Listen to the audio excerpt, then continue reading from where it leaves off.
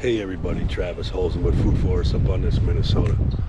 And coming to you from Blaine, Minnesota on, what's today? Tuesday, May 2nd.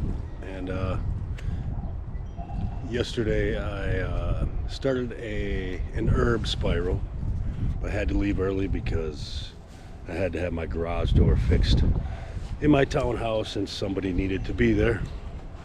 And my kids were busy, so I couldn't have one of them sit there and wait for me, so I had to cut my day short. So I got halfway finished with the building of the herb spiral itself.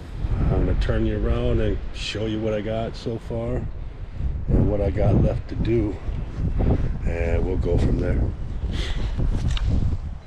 Here we go. So far we got 5 layers, and I'm going to go 5 more.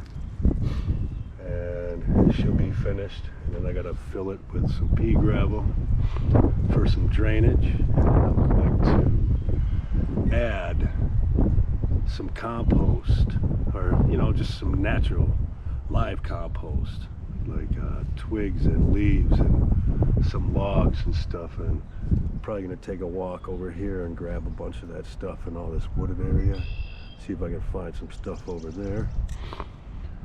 And yeah, and then we're going to fill it with my secret mix of soil amendments that's going to have this thing thriving this summer with herbs. But that's it. That's basically what I'm going to do. I'm going to set this video, or set the camera up to video the entire process as I'm building this, and then you can watch it and learn something, or you can call me up and I will put one of these in your backyard or front yard. It doesn't have to be this size brick, it can be any size brick. It doesn't even have to be bricks, it could be rocks. It's a lot harder to build, but yeah, it's just whatever you want to get creative with, I guess. And yes, I would work with larger bricks, which would make my build much quicker and a lot less bricks, obviously. But this is still beautiful, and I actually like it. It looks turning out pretty nice.